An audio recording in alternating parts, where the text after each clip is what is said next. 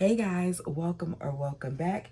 Tisha here, and we are back for another reading of Give Me Back My Children by Sarah Allred. I read some of the comments in the comment section, and some of us have our eye on Sarah, especially because of how Rachel said she treated her kids.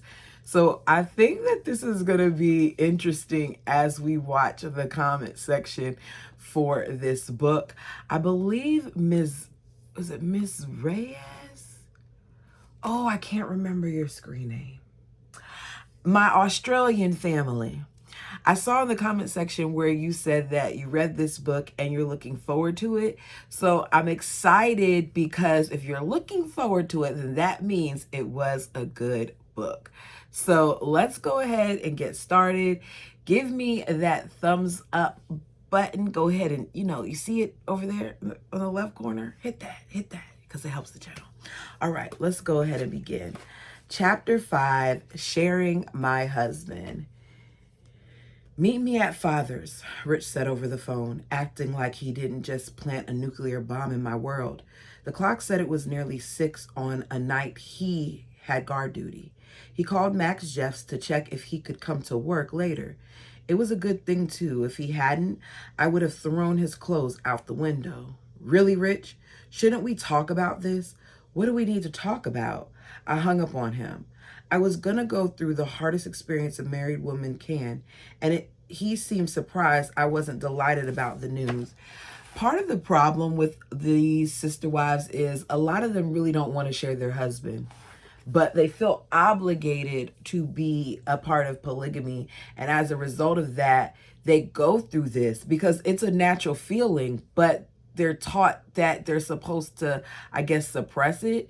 So I'm listening to her talk and I'm hearing her reaction, and I could already tell there's going to be some problems here.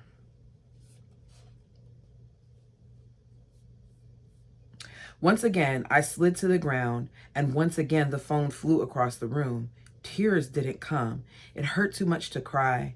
I needed to understand this way of life that I always rejected in my heart. It was wicked to think this. I needed his help. When Rich walked in, I tried to act like I had my ish together. What did you want to talk about? My demons raged. I couldn't process my thoughts. Pregnancy threw my emotions out of control. I never yelled at Rich, but strangling him sounded delightful. This isn't easy. I don't know what to feel. I always express myself too bluntly, but I didn't trust myself to speak the rage I felt. Do you know who Elizabeth Sullivan is? Your mom was a Sullivan. I thought maybe you know. I don't know many people. The only Elizabeth I know is a young girl. I'm positive it's not her. Who's her dad? Warren Sullivan. My eyes nearly popped out of my head, and my heart went somewhere into the vicinity of my big toe. It was the same girl. Well, I better get going, he said. With a kiss and a hug, he walked out the door, leaving me numb. Maybe there's another Warren Sullivan with a daughter named Elizabeth Sullivan. I remembered back 4 years ago when I was a teacher. I told both Elizabeth and Suzanne, my other student, I would gladly sew them graduation dresses. Oh, wow. A lot of children didn't make it to the 8th grade. They deserve to feel beautiful and accomplished. Both were A-plus students and 2 years younger than me. Okay, when she said little girl, I'm thinking that the girl was like way, way younger. It's 2 years. Now, 2 years does have significance if we're talking about her being like 18 and this girl being like 16 and being married, but it's just 2 years. Suzanne agreed to let me make her dress. On graduation day, she glowed, saying she never had such a pretty dress before. Her raven black hair was elegantly brought up on the sides in ringlets. She's often twirled around. The baby blue fabric rose up, then settled back down on her tiny frame. When I offered to Elizabeth, she responded with a raised eyebrow. I don't need you to sew my dress. My dad said you're too worldly and to never dress like you. My dress is cuter, and I hate your clothes anyway. I like being different. Oh, wow. So she don't really even like the girl, probably. Her frizzy carrot orange hair was plastered in a flat swoop with brown, gray, or black hairpins placed throughout the front. Her bodice was layered with ruffles in 3 tiers, each a bright color not matching the next. The dress came loosely around her full, shapeless frame. It had huge puffy sleeves with elastic wrapped around her freckled hands. She was definitely a vision. Okay, so we can already tell that Sarah's a little, shady here, and she's going to let us know how she really feels. The wedding would be at noon the next day. I still had quality time left with Rich. I rushed to get my little Janetta. I'll always have her. I hate Lizzie. I don't know how she is. I don't know who she is, but I hate her. Shirley's daughter spat out. She's butting into our lives and stealing my best friend. At least I'll have Penelope. She put her hand on my tummy. She's mine. So it's a girl, huh? I chuckled. And Penelope is not a name. I didn't know you thought of me as your best friend. She glared at me. Of course you are. Who else do I tell my secrets to? That girl is ruining everything. I smiled. I'll never let her come between us. Yeah, you won't. Daddy always let me stay with you when Rich is gone to night watch. Kiss that goodbye.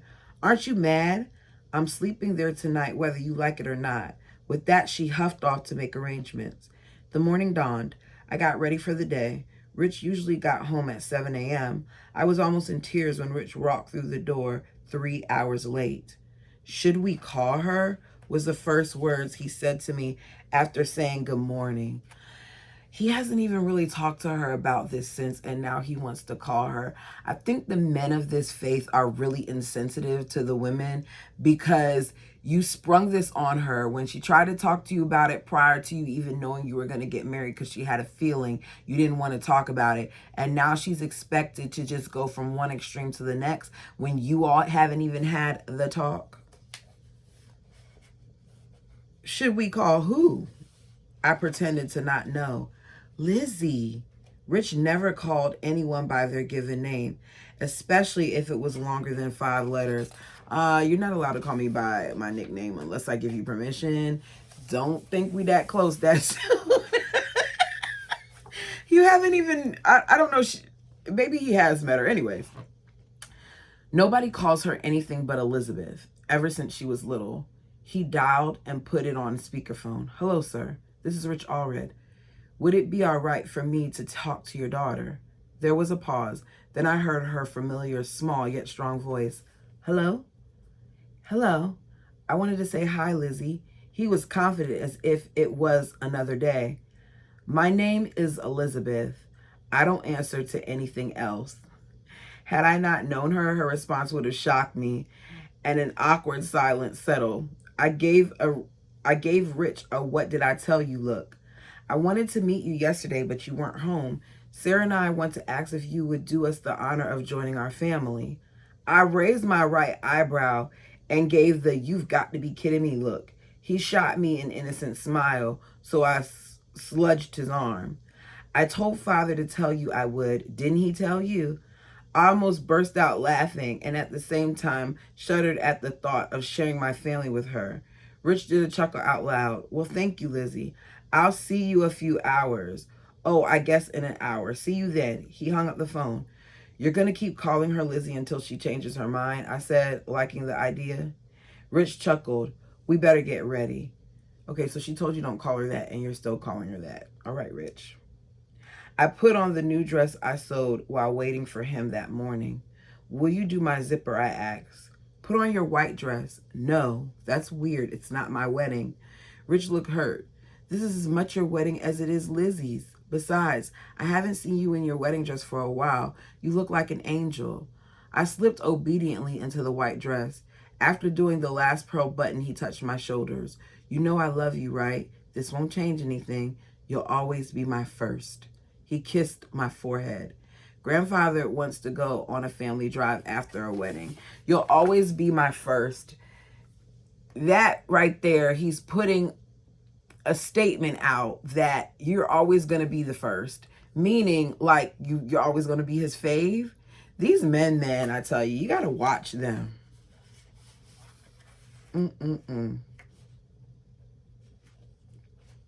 Grandfather wants to go on a family drive after the wedding.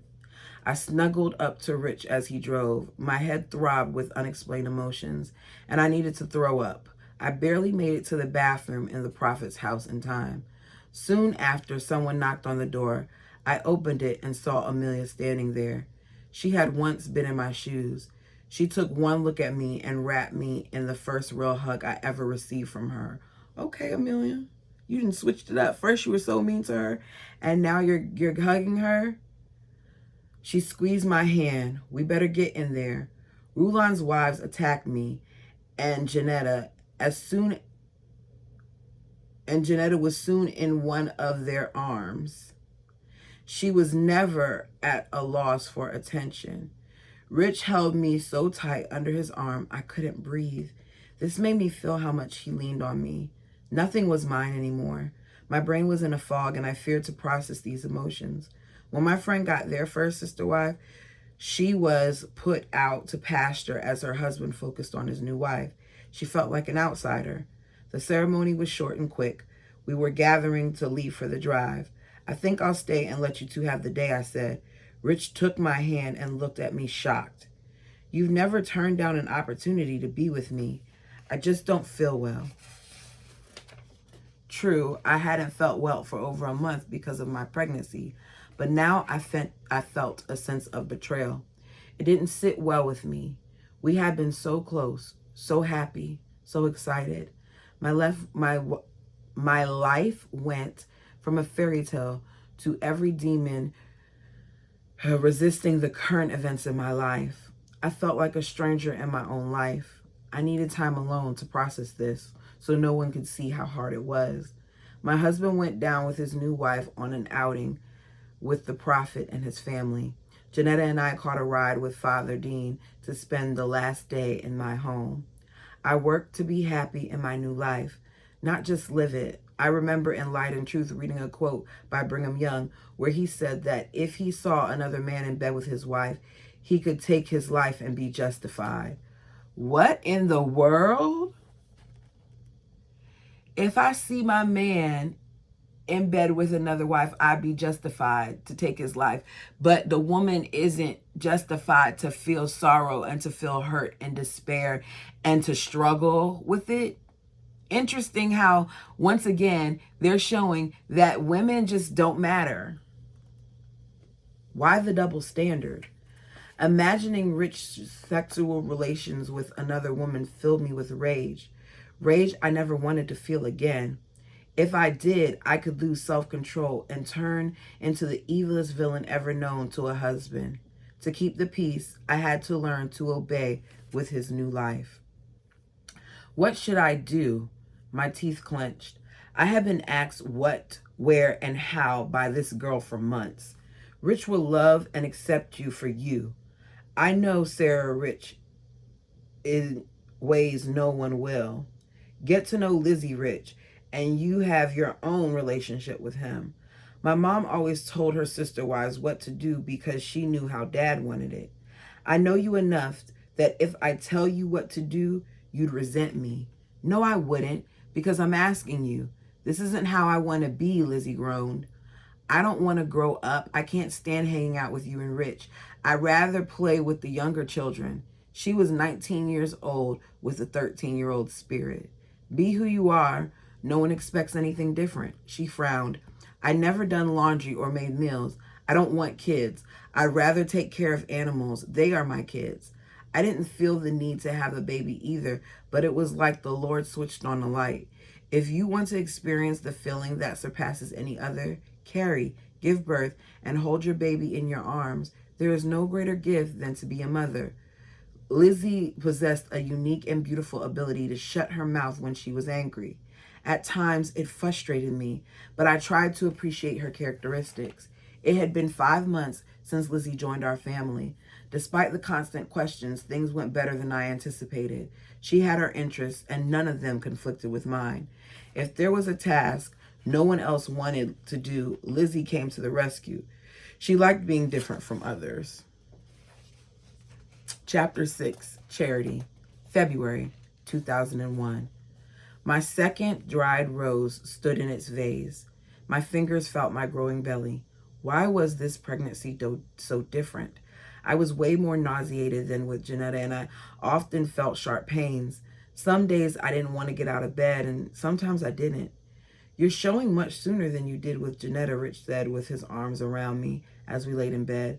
I still haven't felt this little papuska move yet. Maybe the placenta is in front of my stomach. When's our next appointment? I heard the smile in his voice. He never missed an appointment. I agreed to go to Aunt Shannon, even though I had a hard time bonding. I spend so much time with the prophet. Everyone wonders why I wouldn't want my family getting prenatal care with his wife, Rich explained. Richard's brothers cleared out the wood shop directly under the apartment, and we turned it into a bedroom the day of the wedding. On nights he wasn't home, I slept downstairs with Janetta, and Lizzie either slept in the bed upstairs or with the younger girls at Father Dean's. On nights he was home, Lizzie and I took turns spending the night in the downstairs bedroom with him. I would hate having to go into this room like we're on rotation for this bedroom. I want to be in my own bed. I don't want to be in a bed that's occupied by you and another woman. That's just me personally. Tonight was my night, and I didn't feel good at all. It was different not having the ultrasounds like when I went to the clinic. I'm just over 6 months and feel as big as when I delivered Janetta. This baby isn't as active, but maybe it has something to do with the placenta. All 4 loving hands held our precious baby when she sent back what we called a somersault of love. I never felt together with my husband that strong of a movement before. I'll never forget that blue blump as if it was to tell us, I love you. My hands covered his as we talked and joked, enjoying each other's company. 3 days, and I did not feel another movement. I tried to shrug off the unnecessary worry, but it didn't work. That is the worst feeling when you're pregnant and you're accustomed to your baby being active and your baby is not active. I know I had a scare of my own when I was pregnant with my son. He didn't move for 2 days and it freaked me out. I don't know what was going on. I don't know what he was doing. I don't know what kind of comfort or slumber that he felt, but I ended up going to the hospital because I was scared. Now, he was okay, but it made me really, really nervous. So I can only imagine her, who's already experienced pregnancy, who's accustomed to certain movements, and at 6 months, a baby would be very active, not feeling anything.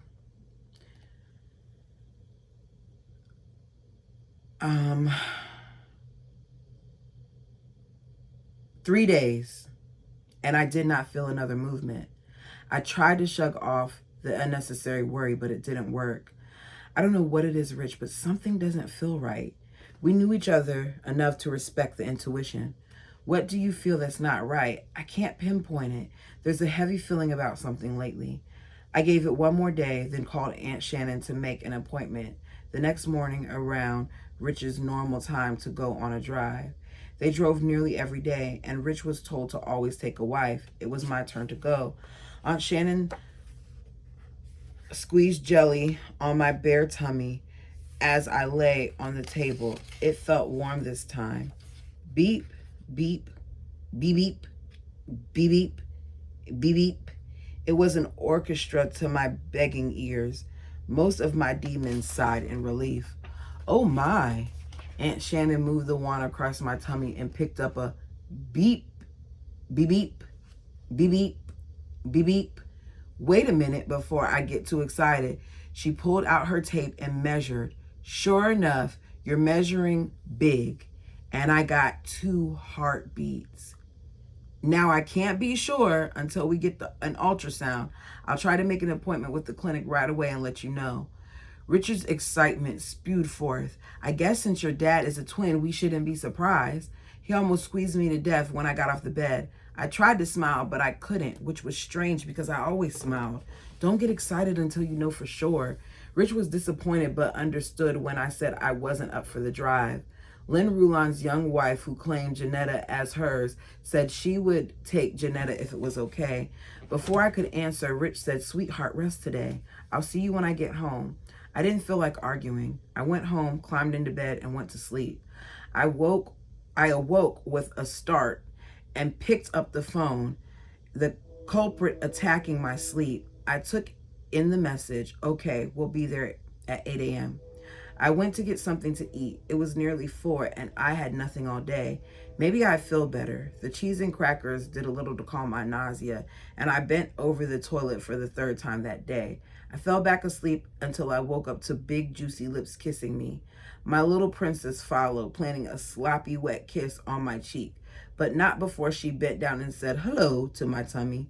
This is my world. I felt gratitude for my little family. Word spread among the midwives of Hydale, Utah. I always forget how to say that word.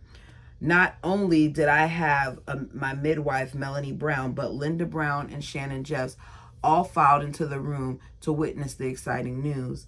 Melanie held the Doppler as I watched. Everyone in the room gasped, followed by my silence. Not the good silence either. Melanie moved the Doppler around my stomach. I felt the horror striking. I felt like a horror-stricken little girl when the grown-ups talked over me. Fog filled my brain as I tried to grasp what they said. Okay, so something's wrong. We'll deal with it. I tried to push the fear aside.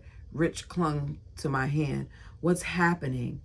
No one said a word to me. The mother. They might as well be speaking a foreign language for how much fear took hold of my senses. Richard was pale and had a multitude of emotions on his face I couldn't understand.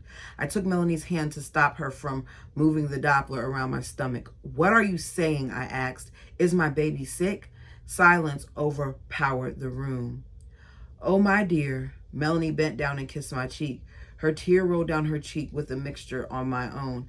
I didn't realize I was crying until then. Why was I crying? What were these emotions? Why wouldn't anyone tell me what was going on?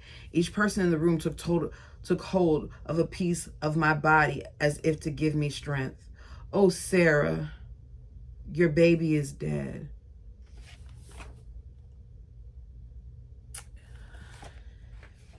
Melanie said. Her words didn't fill me with terror. Terror was already there.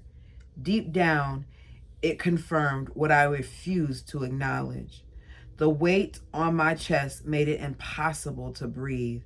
I still refused to acknowledge it. This must be some mistake. I carried this baby for 6.5 months. Oh, goodness gracious. No way could she be? No. I wouldn't even say it. Oh, y'all.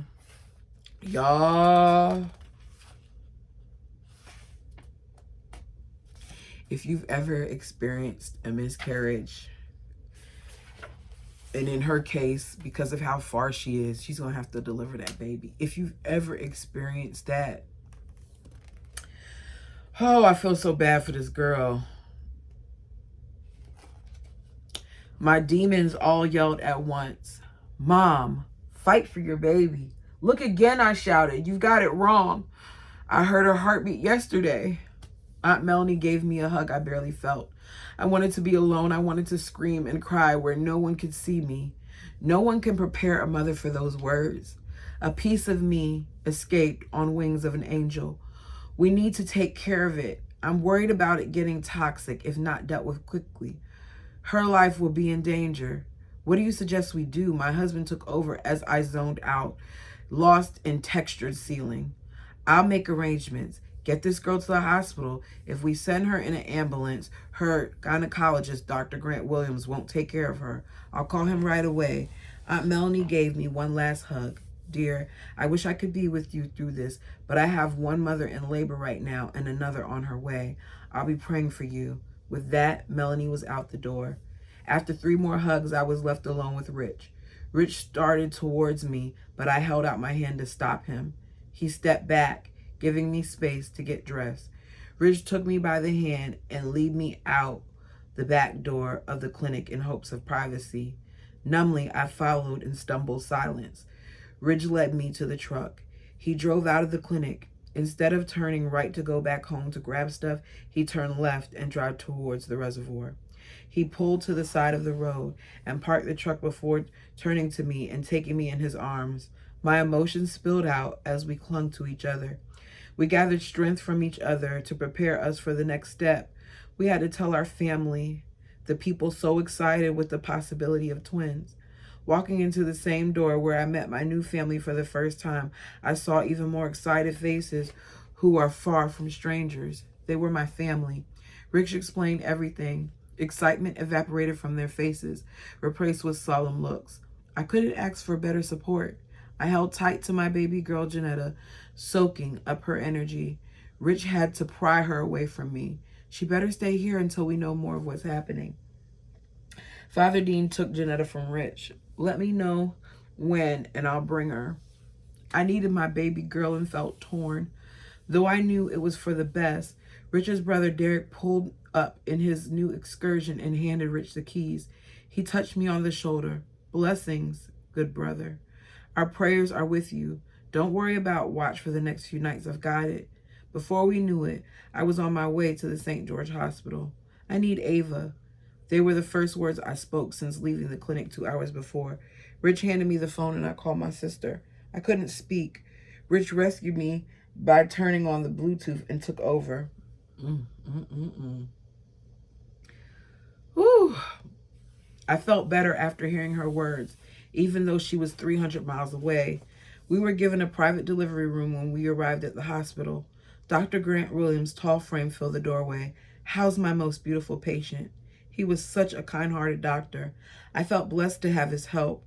He had a kind, genuine smile. His wavy brown hair was neatly combed back. Well, you know you'd be my second choice all over again, but my first choice as a gynecologist, I teased back. Dr. Williams turned to Rich. You're a lucky man. She's smiling, charming, and still has a sense of humor at a time like this. He patted me on the shoulder, as would a proud uncle. Okay, show me your beautiful tummy and let me see what's going on. After the ultrasound, Dr. Williams looked solemn. It looks like prenatal hypostasia. Okay, I know I said that wrong. HYPOPHOSPHATASIA. In all my years, I've only heard about it. My concern is that this could be toxic to the mother and needs to be taken care of immediately. As long as things go well, we won't have to do a cesarean and we will be okay with a vaginal delivery.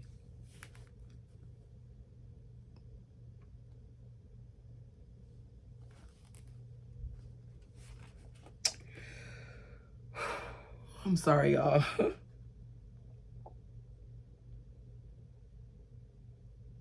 I guess I think I'm emotional because I've had a miscarriage before, but I didn't have to go through what she's going through here. And two, because this just happened to my cousin, like literally. And it's heartbreaking to see, you know, what she's gone through, her and her husband, because they were so excited about the baby.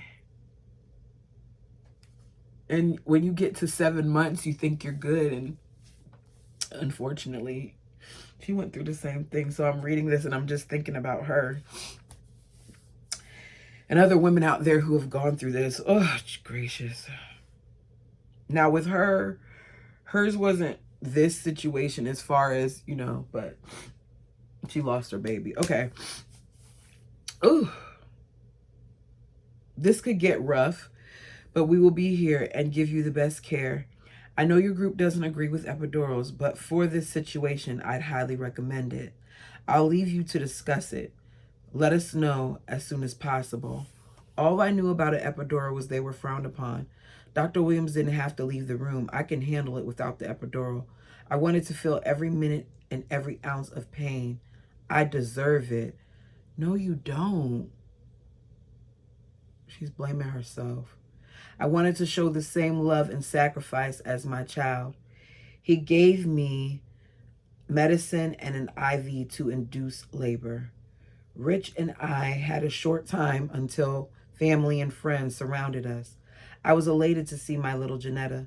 She flew into Daddy's arms and reached out for me.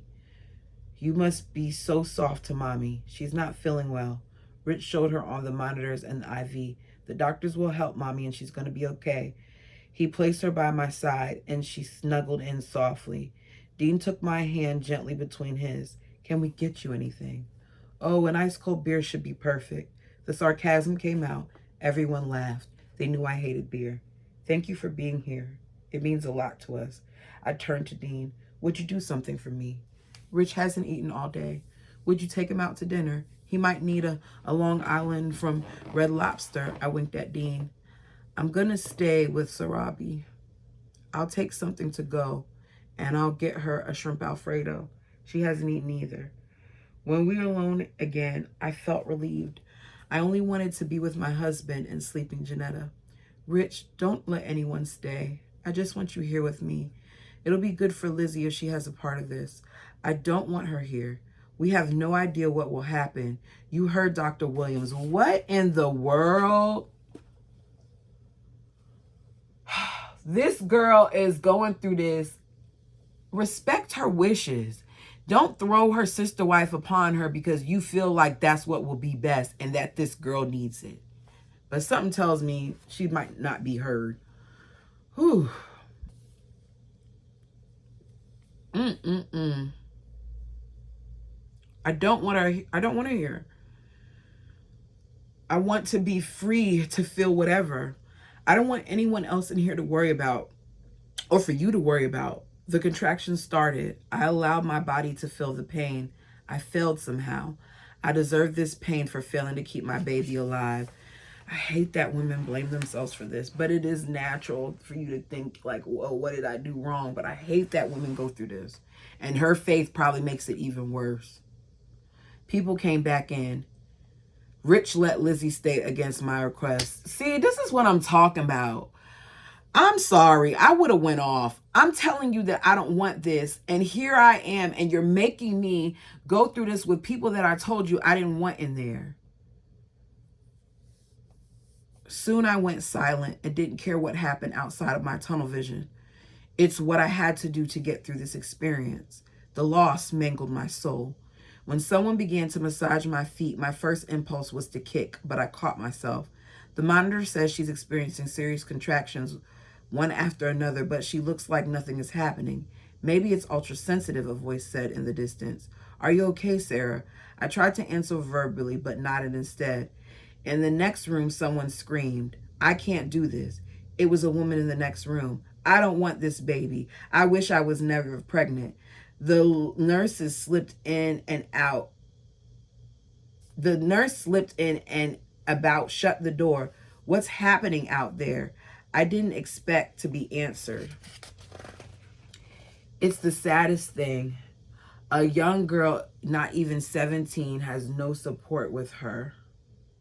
She got pregnant during a drunk party and is giving her baby up for adoption. Oh, wow. Oh, wow. We asked if we could call her parents, and she said she couldn't come home until she delivered the baby and got rid of the shame. It's beautiful to see you and your support. This baby will be loved. She turned to walk out the door. A sharp stab of reality hit my heart again. Someone missed giving her the memo. Rich, can we take the girl's baby and pretend it's our own? Sweetheart, if it was only that easy. You know we can't take a baby who's not born under the covenant. It would never be accepted.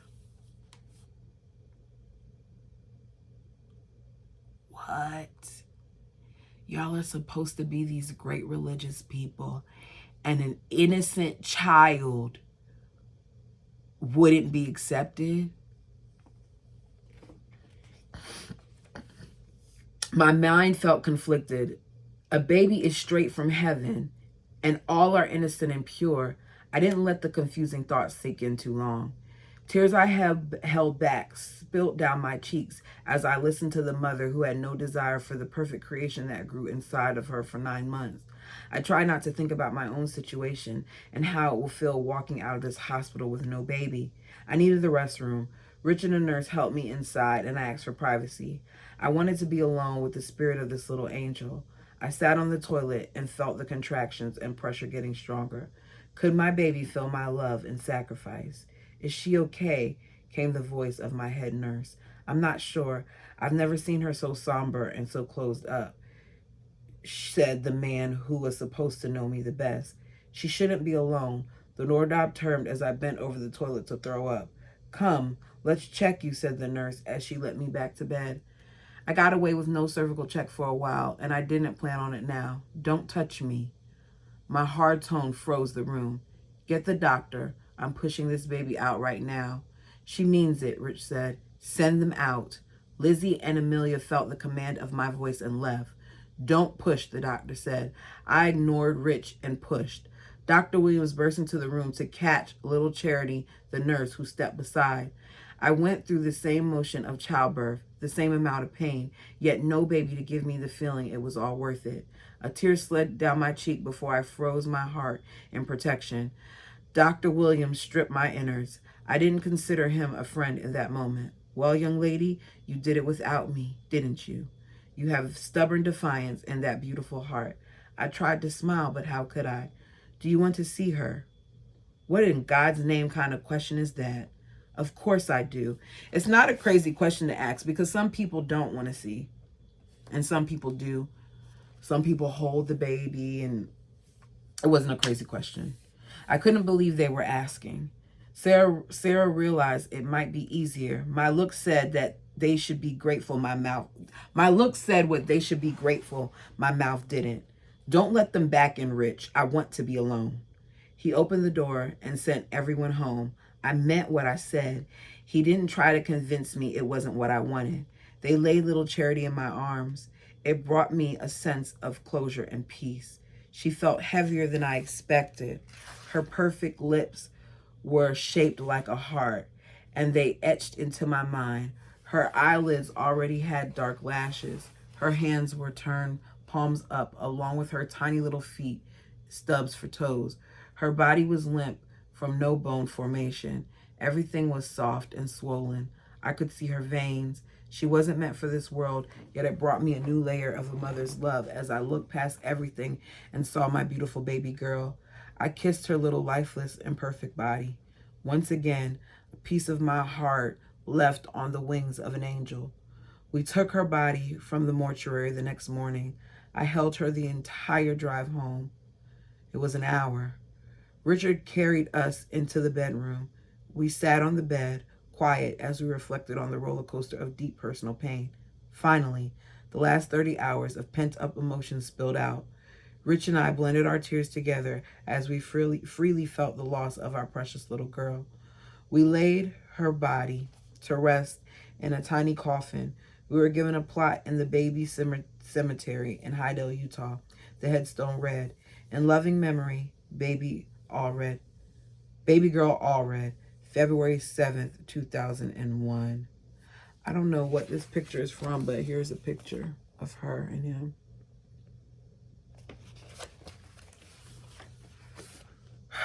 I tried to move past the loss. Rich was amazing and gave me the time and space to mourn. Because of this, the pain passed a little easier each day. Was there something I did or didn't do?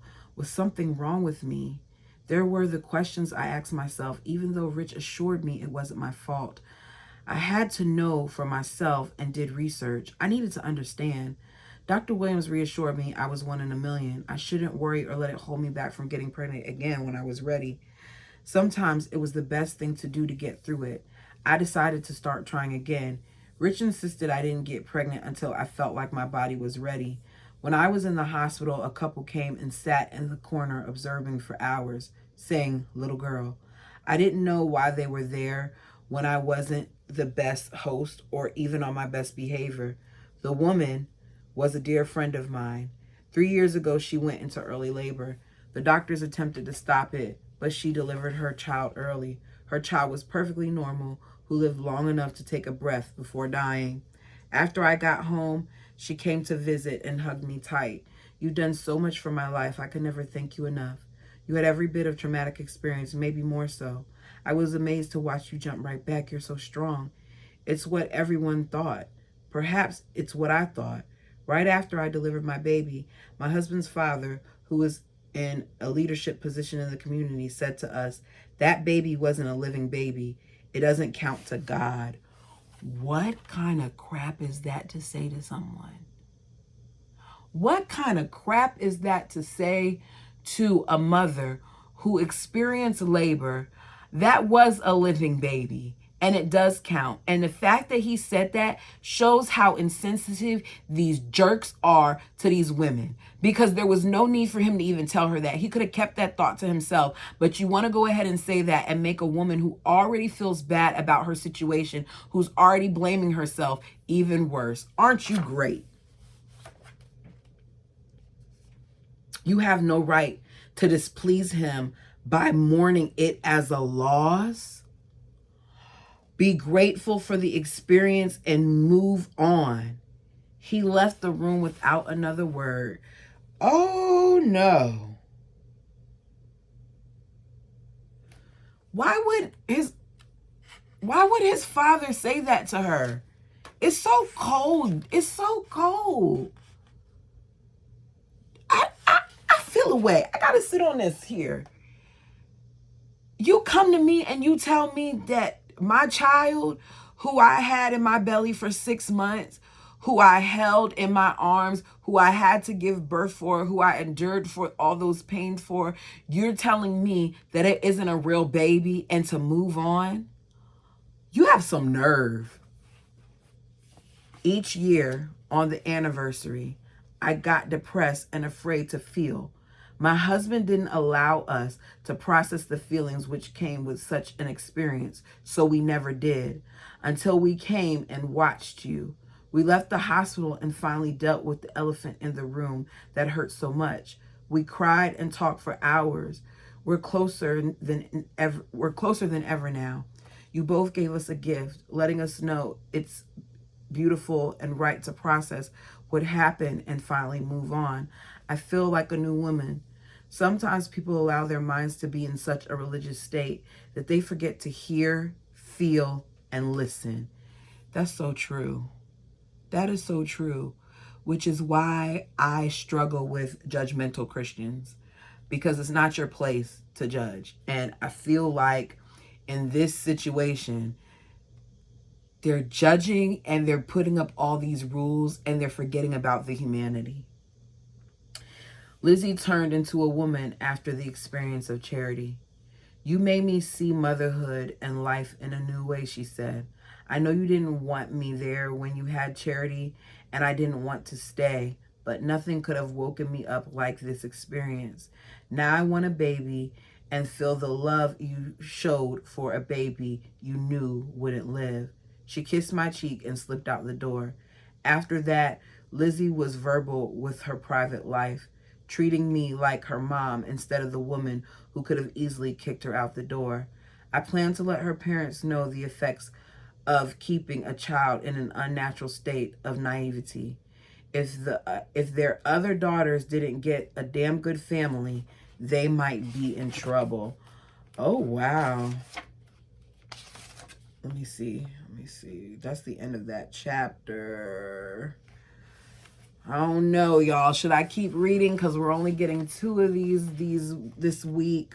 Okay, I'm going to go ahead and read. This chapter is going to be a little lengthy, though. So if you got to pause and come back, go ahead and pause and come back. Police escort, chapter 7. We got a lot. Rich burst into my office. There's house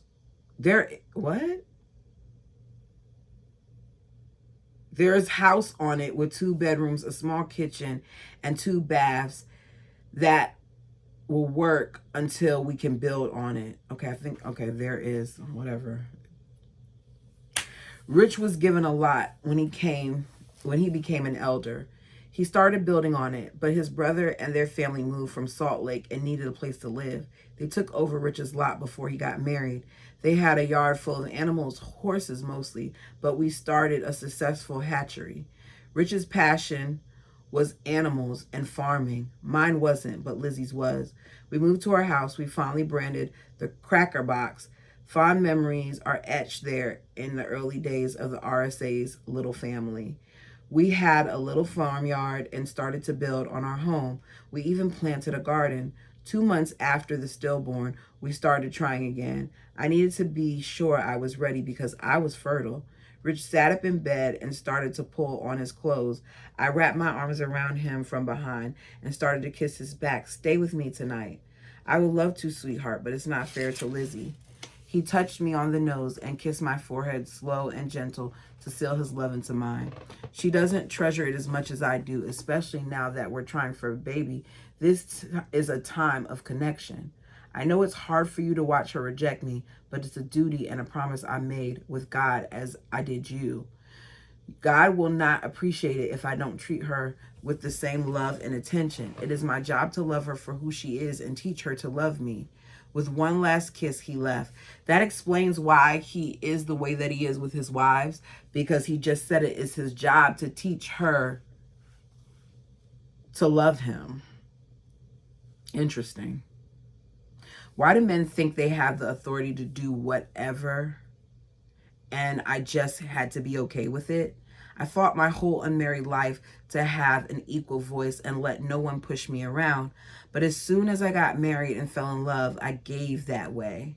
The door opened and my heart filled with undefinable love. I opened up the covers and Janetta slipped her half-asleep little body beside mine. Mommy, you forgot to bring me to bed. I don't like sleeping on the couch. I kissed the top of her sweet head and soaked up the love of my little girl. It's such a beautiful day, Rich greeted us one Saturday morning. I sat on the couch, brushing Janetta's long silky hair. I wanted to cut it off. She hated getting it combed. Good morning. How's my girls? He touched my tummy, Janetta's head, and my lips all at the same time. How are you feeling? Have you kept anything down? He patted my tummy. The look on my face told him everything. Do you feel like working the garden? I don't have anywhere to be today, Rich said. I'll think about it, I told him playfully. He reached over and pinched my backside as I swung past him. Janetta, go tell Mother Lizzie Father is here and breakfast is ready, Rich said. I raised my eyebrow. Are you sure you want to wake her? She got up at 4:30 to milk the cow, and she's just 3.5 months pregnant. Janetta rushed to obey Father. We all worked in our garden. The morning sun felt good as I bent to pick the tomato start. Then a severe cramp hit my lower stomach. Rich, my tone said more than words could. Are you okay? He dropped everything and stepped over to support me. What's going on? You look so white. I felt dizzy. Rich scooped me up and took me straight to bed. The cramping got worse, and I started to spot. Oh, man. We had a confirming pregnancy appointment Monday at the clinic with Aunt Melanie. Rich called her. Bring her up right away. I'll meet you in the birthing center. Janetta climbed up beside me, holding my head in her little hands. She looked so scared. Is Mommy's baby sick again, Father? Mommy will do everything I can. Father and the doctor will help. And you can ask Heavenly Father if he can help us know the best things to do. Can I come with you to see the doctor? I need you to stay and help Mother Lizzie. That will help Mommy so much. I got up to walk out. Oh, no, you don't, Rich said. He scooped me into his strong arms and carried me over to his truck. I didn't allow myself to think anything. There's a lot of blood, Rich. I'm here for you, and whatever happens, we'll go through it together.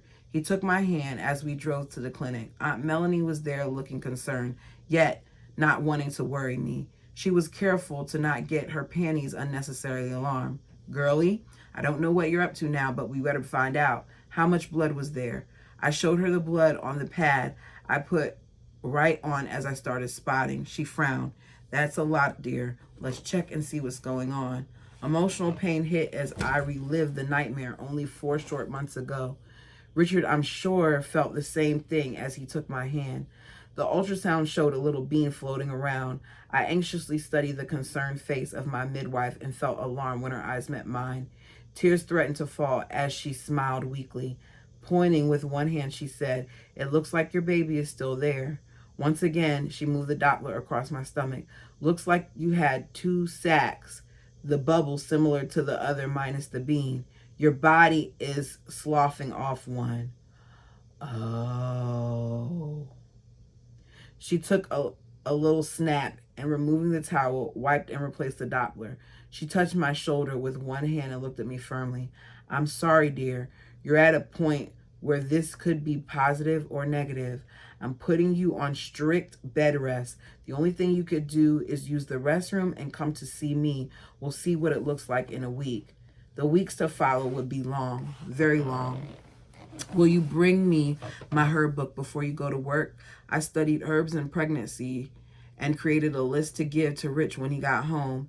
I made a tea to drink every pregnancy along with our efforts for a healthy pregnancy. I woke to a kiss on my forehead. "Here you go, sweetheart. Stay hydrated." Looking into my husband's eyes, I felt so blessed. "You are amazing, bringing me water.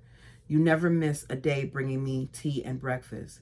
Don't forget, I also bring the snacks you don't eat." Rich would have family class and read in my room every night and morning. "Have I told you lately that I love you?" Rich sang as he entered my room with a dozen pink roses. "This is to cheer you up as you do this selfless act of love. You're the sweetest, strongest person I know." Bending down, he kissed my forehead. "I cannot imagine how you stay so sweet.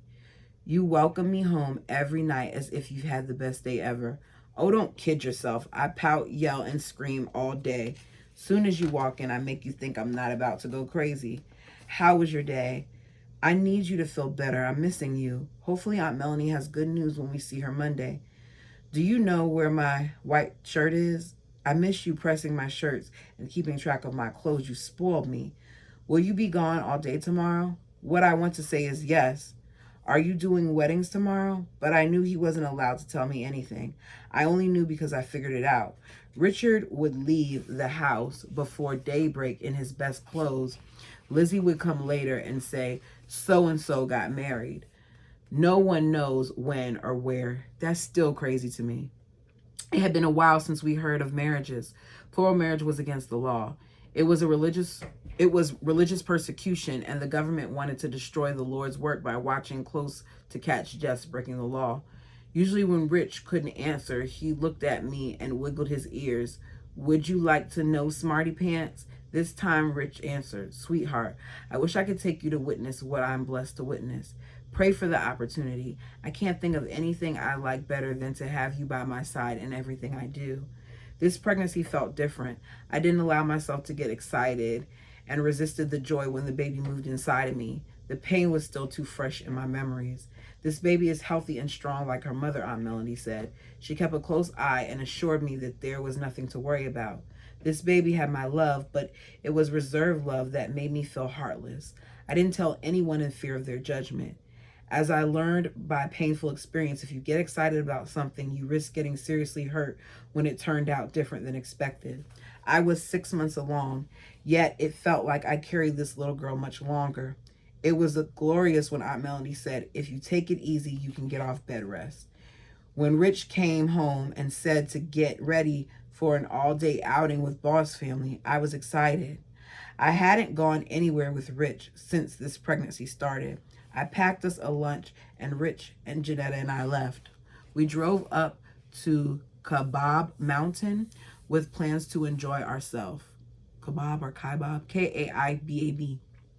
We got there about noon, and I watched in amusement as the picnic feast magically unfolded in the moments by the ladies. The 5 men set up tents and carried the heavy things for the mothers on cooking duty.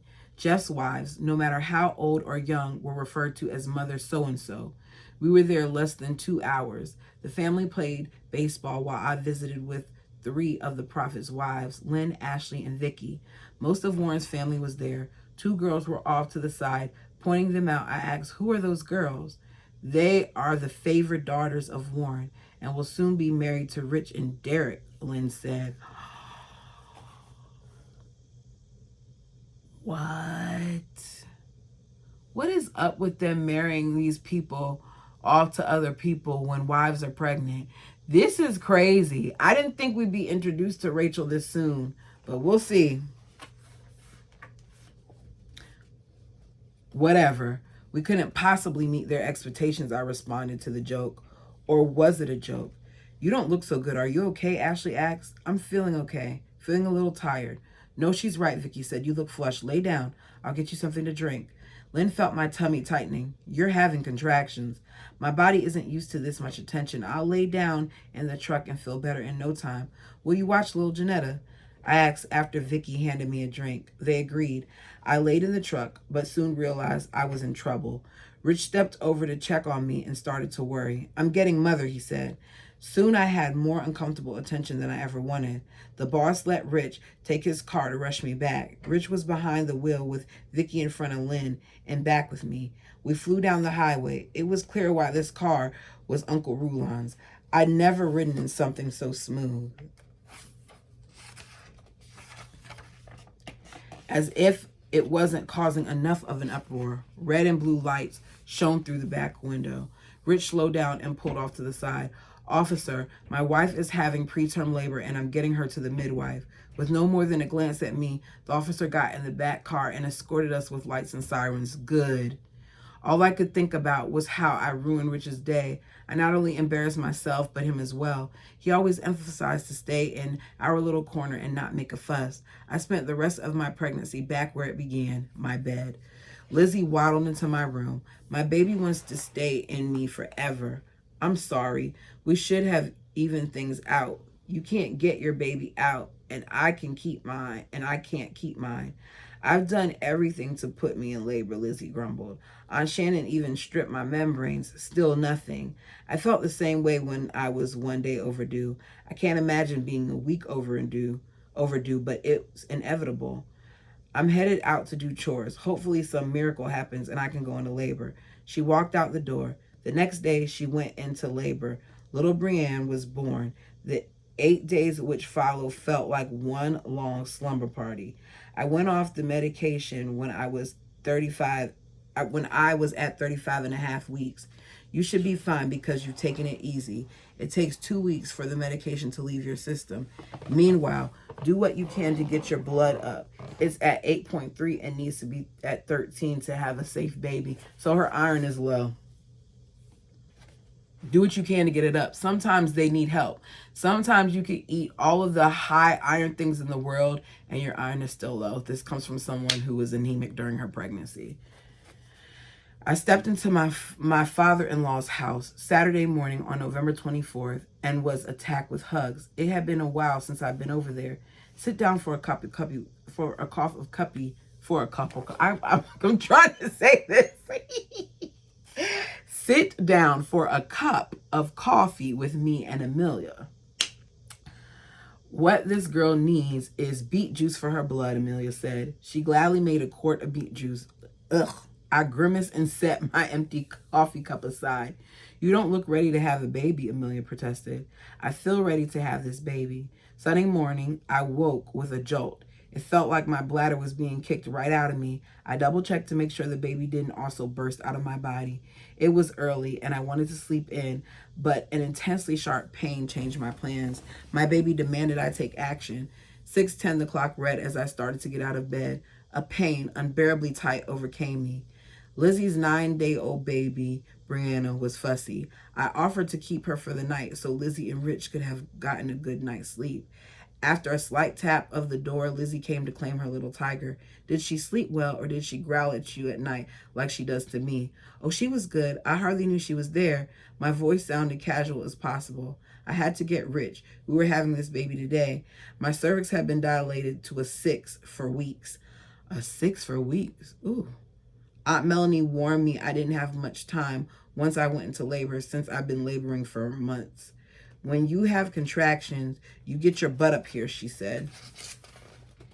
With great effort, I made it down the stairs to Rich, thinking I could wait until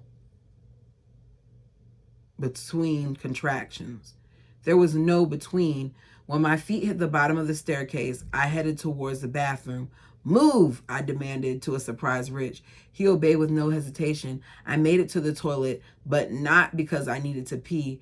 Rich tried the locked door. What's going on? Rich, my water just broke. What? Let me in. The door rattled. Give me a break, I begged my contracting body. What seemed like forever to Rich. I finally opened the door.